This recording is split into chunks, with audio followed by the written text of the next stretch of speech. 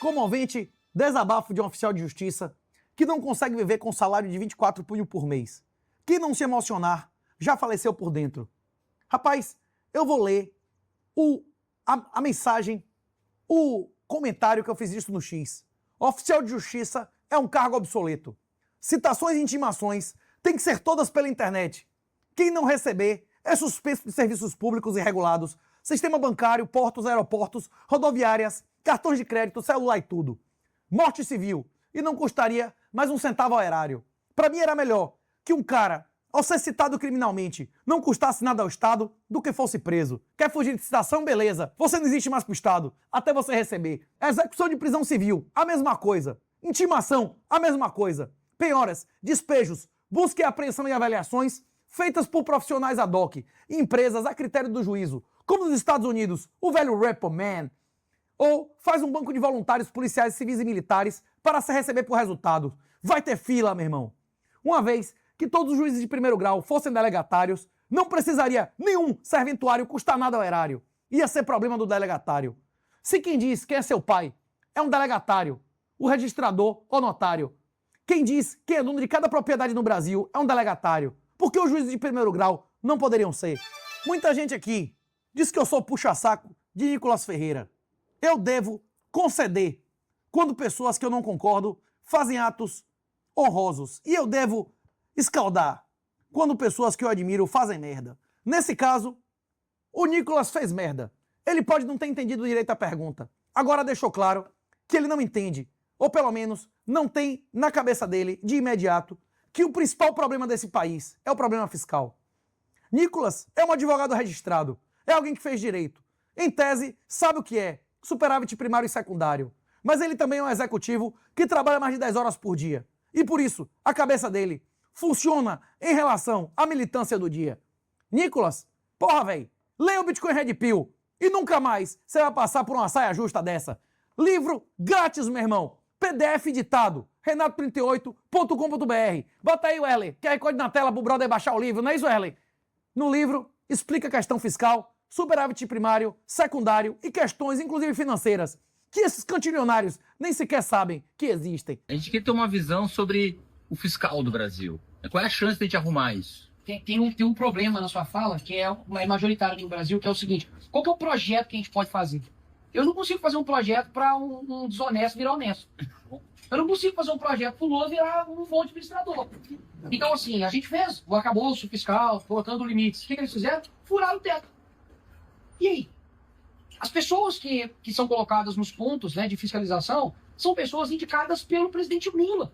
Você pega o TCU, você pega a CGU, você pega o próprio PGR, eles são pessoas indicadas pelo presidente. Os senadores, né, que ok, são representantes do povo, mas eles julgam o STF. O STF julga o Senado. É um jogo de compadre. Então não há nenhum projeto que eu possa fazer o seguinte: Lula, faz o seguinte, para de gastar 7 bilhões em viagens no exterior junto com a Janja e comece a governar o país. Não existe projeto para isso. Realmente o que existe é uma mudança de governo. Então não tem outra solução. É uma mudança de governo. Hoje, até mesmo o próprio Banco Central foi indicação de quem? Do presidente da República. Eles indicaram, o Galípolo está lá. Inclusive, Fazendo um bom trabalho. Estão fazendo um bom trabalho, segurando a onda ali, beleza?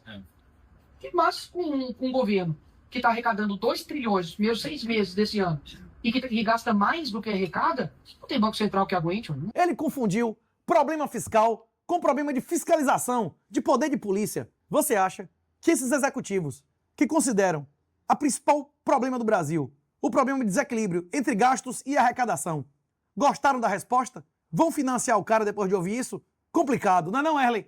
E agora, o momento The Office. Um cara que nunca foi de direita, nunca esteve em nenhum partido de direita, diz que representa a direita.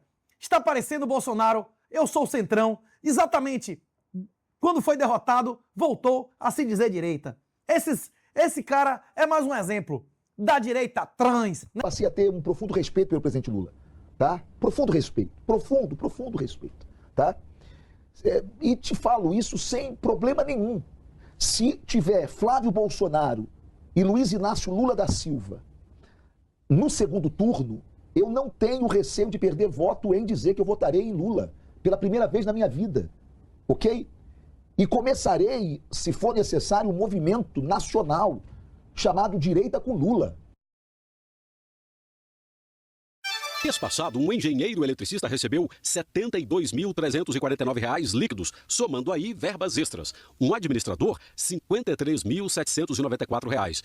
Um inspetor de estação, R$ 60.040 líquidos, também com verbas extras. Um arquiteto do metrô recebeu em maio R$ 75.095 líquidos. Em outros meses, o mesmo arquiteto recebeu R$ 30.000, R$ 41.000.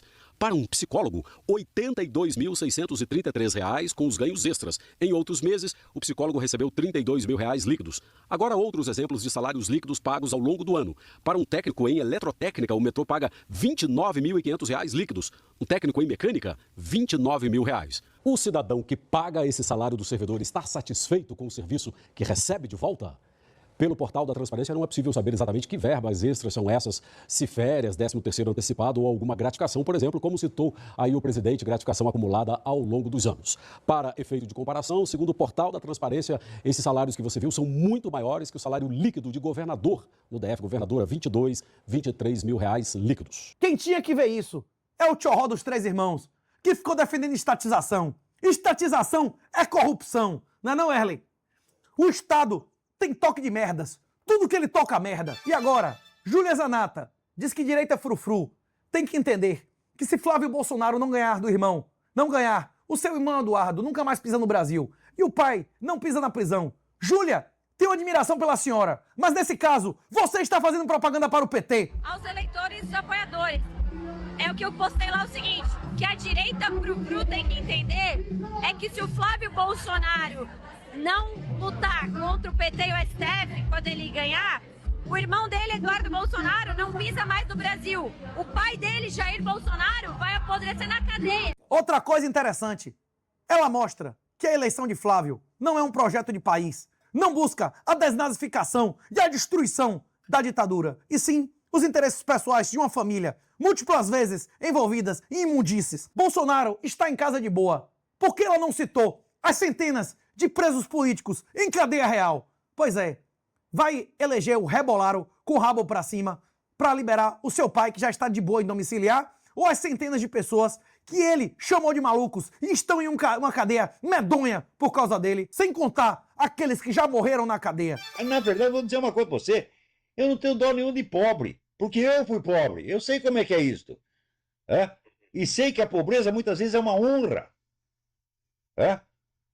Se eu tivesse sido filho de rico, todo o mérito que eu fiz seria muito menor. Tá certo? Então, pobreza não mata, não. Pobreza muitas vezes fortalece, você está entendendo? Então, eu tenho dó de quem é, por exemplo, criança que é vítima de estupro, pessoa que é assassinada, né? Pessoa que sofre dano injusto, e aí tenho dó. Mas simples fato de nascer pobre não é para chorar, não. Jesus Cristo também nasceu pobre, todos nós nascemos pobres. A pobreza faz parte da estrutura humana, estuda história, você vai ver a humanidade sempre foi pobre.